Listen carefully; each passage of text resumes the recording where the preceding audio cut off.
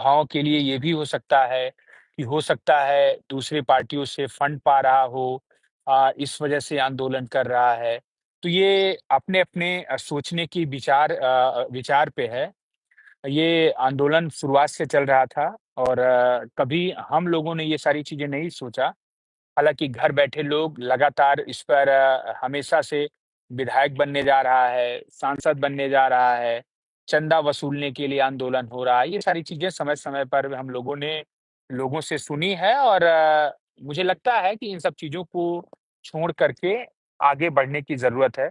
सबसे बड़ी बात है कि जो लोग इस तरीके की मानसिकता रखते हैं, मैं उनसे विनम्र आग्रह निवेदन करना चाहता हूँ कि मेरे भाई आप आओ, जिस दिन आप यहाँ आ जाओगे, उस दिन मैं वहाँ नहीं आऊँगा और आप सभी लोग जिस दिन ये बेड़ा उठा लें कि हम आंदोलन आज से करेंगे और आज से लड़ाई हमारी शुरू हो रही है, तो मैं बहुत शांति से, बहुत पीसफुली, बहुत ज़िम्मेदारी से ये कह रहा हूँ कि मैं आराम से घर बैठ के आप सभी लोगों के मुद्दे को पूरी तरीके से वॉच करूँगा और उसको जहाँ तक मेरी हैसियत है, जहाँ जन-जन तक पहुँचाने का कोशिश करूँ।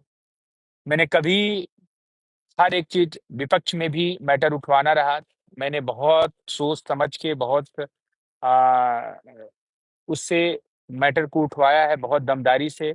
मैंने सत्ता पक्ष में केशव प्रसाद मौर्य हैं, चाहे स्वतंत्र देव जी हैं, चाहे मंत्री संदीप सिंह जी हैं, चाहे अपने ओम प्रकाश राजभर जी हैं, सभी के यहाँ मेरा आना-जाना है और सबको मैंने ये एहसास करा दिया है। केशव प्रसाद मौर्य जी हैं, घंटों-घंटों हम लोगों की बात होती है, हर मुद्दे पे बात होती है, समाज में क्या-क्या चल रहा है, 69,000 शिक्षक भर्ती प्रकरण किस तरीके से हल होगा, उन सभी मुद्दों पे हमेशा बात होती रहती है।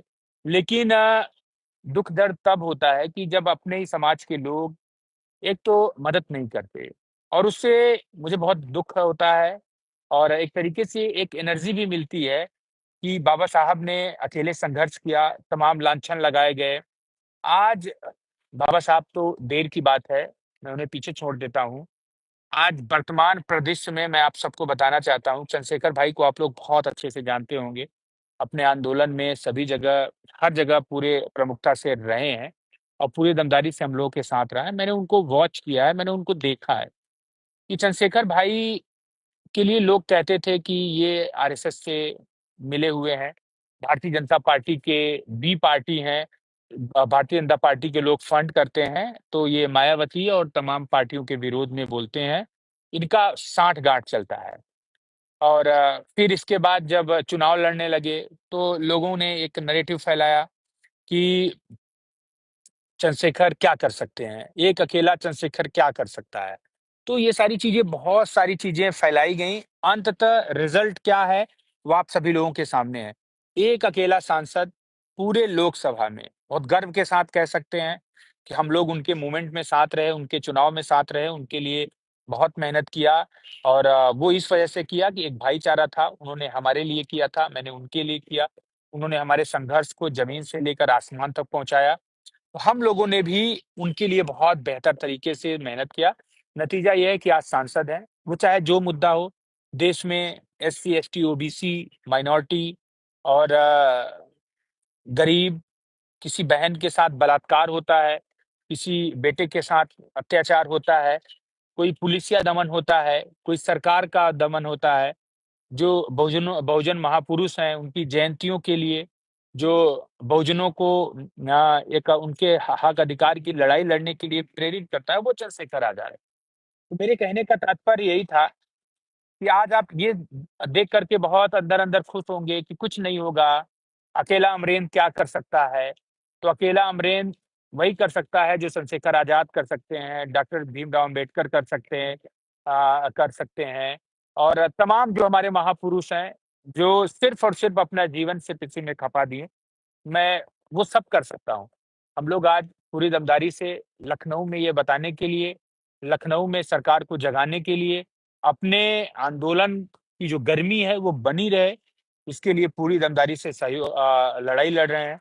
इसको आप कुछ भी सोच सकते हैं, खाली है आपका दिमाग, आपके दिमाग में कोई उलझन नहीं है, आपके दिमाग में कोई काम करने का जुनून नहीं है, तो आप कुछ भी सोच सकते हैं। अभी देखिएगा, जब ये 8-10 दिन 20 दिन आंदोलन चल जाएगा तो कोई दुनिया के लोग नहीं, हमारे आपस के लोग, हमारे अपने लोग शुरुआत कर देंगे लांछन लगाना कि नहीं, आंदोलन तो इस वजह से चल रहा है ना कि पार्टियों ने पैसा दे दिया होगा, खर्चा चल रहा है।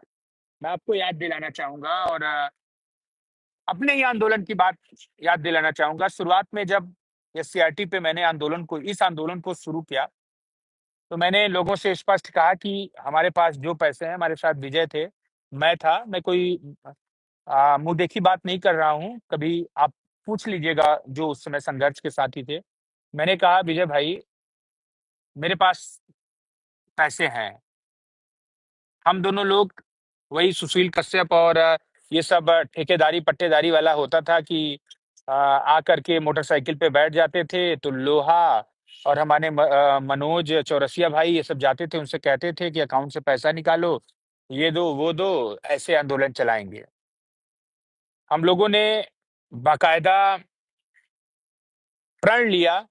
मैंने कहा कि अगर आंदोलन करना हो तो अपने दम पे, अपने बलबूते करना पड़ेगा। ये कब तक लोगों के उससे आप लोग रहनुमाई पे लोगों से माँग के कब तक आंदोलन चलेगा? मैंने सिरे से कहा कि नहीं, मेरे पास है 2-4 लाख जो है, ज़रूरत पड़ी तो ये जो मैंने गाड़ी रखी है ये भी बेच देंगे। हम लोग शुरुआत करते हैं। हम लोगों ने 20 दिन, 25 दिन, 1 महीने, 2 महीने लखनऊ से मतलब एससीईआरटी से लेके इको गार्डन आ गए, आंदोलन चलता रहा। जो खर्च होते थे एक्सपेंसेस हम लोग अपने से करते रहे, करते रहे, करते रहे। स्थिति ये आई कि अपने लोग फिर वहाँ देखिएगा, सुनिएगा, मुझे याद है वो पल, अपने लोगों ने अंदर-अंदर खाने खुसफुसाहट करने लगे, अरे हाँ, ये दोनों कहीं से पैसा पाते होंगे, आंदोलन करते होंगे या फिर कहीं सहयोग मिल रहा होगा। तो फिर हम लोगों ने एक रणनीति बनाई कि नहीं, अब हम लोग एक जॉइंट अकाउंट वो करेंगे, शेयर करेंगे और इसके बाद हम लोग अपनी लड़ाई को अपने लोगों की आर्थिक मदद, आर्थिक सहयोग से जारी रखेंगे। फिर हम लोगों ने शुरुआत किया, शुरुआत बहुत अच्छी रही, लोगों ने मदद किया, आंदोलन चला। 2 महीने, 4 महीने, 6 महीने, 10 महीने, 8, 12 महीने, साल, 2 साल, 3 साल, 4 साल, ऐसे-ऐसे करके अपने पूरे आंदोलन को चलाया। लिस्ट आ गई, सारी चीज़ें हैं।